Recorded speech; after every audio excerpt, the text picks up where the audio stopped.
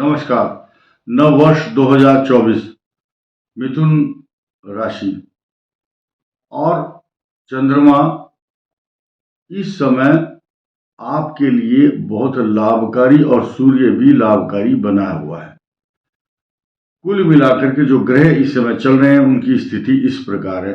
मिथुन राशि के लिए नई नई अपॉर्चुनिटी, मान सम्मान, प्रॉपर्टी, पैसा, तरक्की तथा एजुकेशन उनके लिए बहुत वरदान सिद्ध होगी, जिनके लाभ स्थान में अभी बाल्यावस्था से ही बृहस्पति है।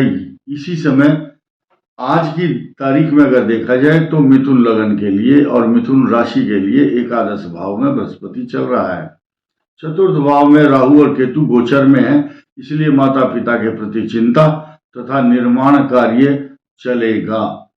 आपके घर में भूमि, भवन, वाहन, सवारी, प्रॉपर्टी, पैसे से संबंधित कुछ नई नई उपलब्धियां होंगी और माता के लिए कष्टकारक समय चल रहा है। सप्तम भाव में इस समय मंगल और सूर्य वर्ष के आरंभ से ही मिथुन राशि के लिए अनेक उपलब्धियां देगा, लेकिन आपको स्वास्थ्य को लेकर खास तौर से चिंता का कारण बन सकता है।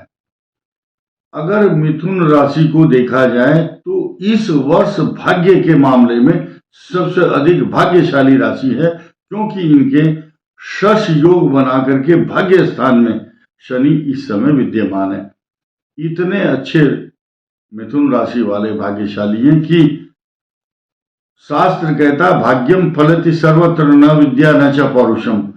आपकी विद्या, आपका मेहनत सब कुछ रखा रहता है, भाग्य ही आपको ऊंचा उठाता है, भाग्य से ही आप आगे बढ़ते हैं।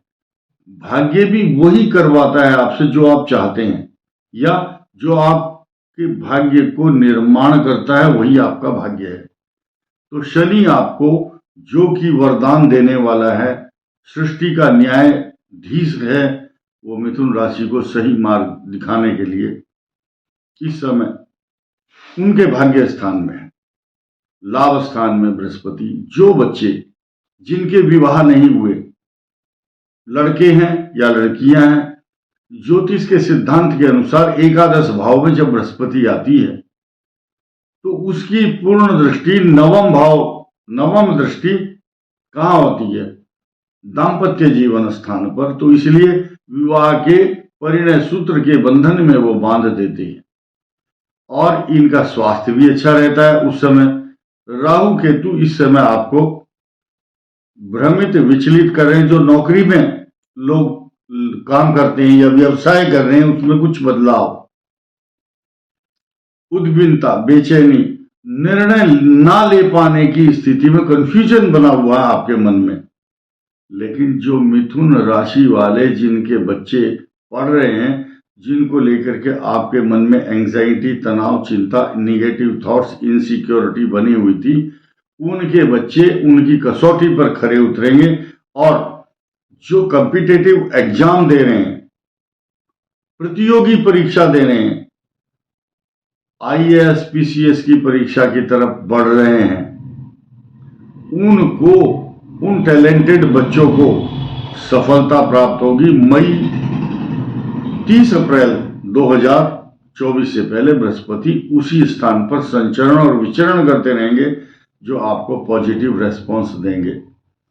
एक चीज आप देखिए, मिथुन लग्न और मिथुन राशि वालों के लिए जब एकादश भाव में बृहस्पति होते हैं तो उनको ईश्वर की आराधना करने से डबल बेनिफिट मिलता है, क्योंकि आपका जो बृहस्पति है वो आपको इतना लाभ देगा, क्योंकि कर्म स्थान, आपके कर्म अच्छे बने हुए हैं और कर्म का स्वामी लाभ स्थान में है और उसको और सपोर्टिव और ज्यादा उन्नति देने वाला शनि है। शनि की दृष्टि आपके ऋण, रोग और शत्रु, कंपटीशन स्थान पर भी है।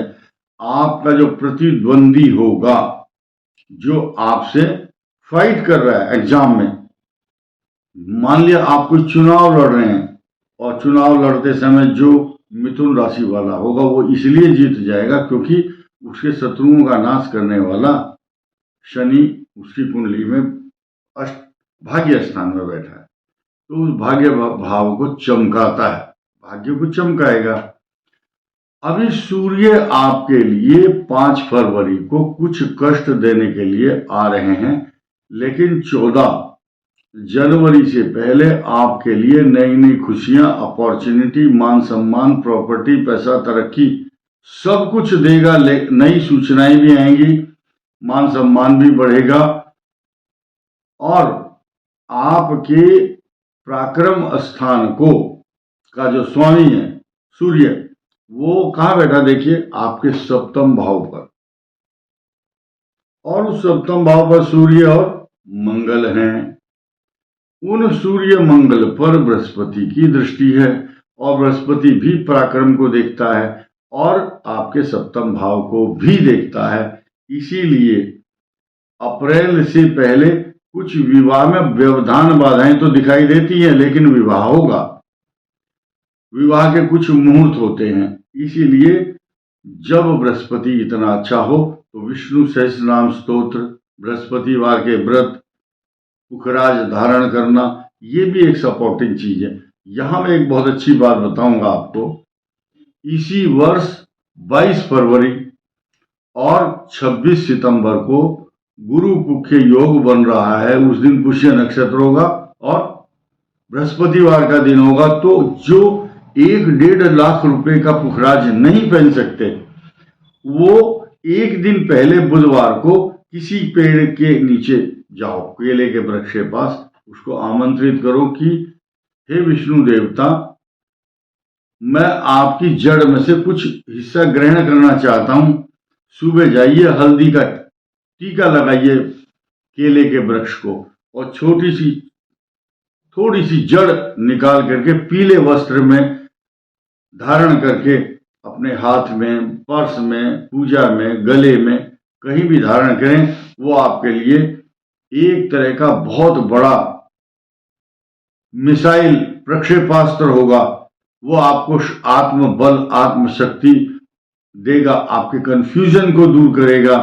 और शंकालु प्रवृत्ति वाले जो मिथुन राशि और मिथुन लगन वाले हैं, इनको निर्णय लेने की क्षमता में वृद्धि होगी और आत्मविश्वास बढ़ेगा, व्यक्तित्व में निखार आएगा। तो ये जो महीना है, इसमें थोड़ा सा प्रिकॉशन यही लेना है 14 जनवरी तक कि आप अपने कंपटीशन पर पूरा ध्यान दें, आपको सफलता मिलेगी। इस महीने किया हुआ प्रयास अप्रैल तक कोई ना कोई अच्छा फल प्रदान करेगा। इस वीडियो में इतना ही। धन्यवाद।